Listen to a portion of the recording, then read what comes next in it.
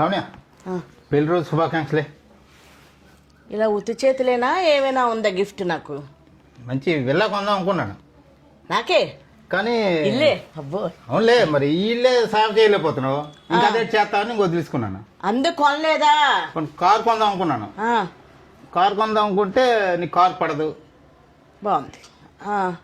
బంగారం కొంటే నువ్వే బంగారం. ఇంకా నేనే బంగారం కాబట్టి బంగారం కూడా అవసరం లేదు. ఏం చేసినంటే కారు కొందాం అనుకున్నాను, కారు నాకు వాంతులు అయిపోతాయని కారు కొనలేదు. అందుకే ఏం చేసినంటే ఇల్లు కొందామంటే సేవ చేయలేకపోతున్నాను. గుడికి వెళ్ళి మా ఆవిడ బాగుంటుంది, చల్లగా ఉండాలి, అందరు బాగా చూసుకోవాలని గుడికి వెళ్ళి కుంకుమ తీసుకొచ్చారు, పూజ అర్చన చేశాను. దీనికైతే ఏ ఖర్చు ఉండదు కదా, గుళ్ళో 11 రూపాయలు వేసేసి కుంకుమ బొట్టి తెస్తే పెళ్ళం దగ్గర అయిపోయినట్టే కదా.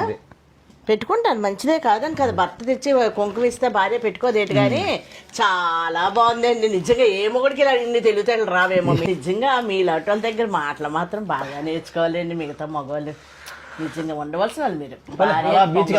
వెళ్దాంలే, హోటల్కైనా తీసుకెళ్తారు ఇంతకి? అది కూడా ఎక్కడ చీప్ హోటల్ ఉందో చిన్న హోటల్ చూసి తీసుకెళ్తావా? పెళ్లి రోజు శుభాకాంక్షలు అంటే ఇన్ని మాటలు నాకు బాగుంది, చాలా బాగుంది. గుర్తు పెట్టుకున్నావు, అదైనా సంతోషం. Okay okay.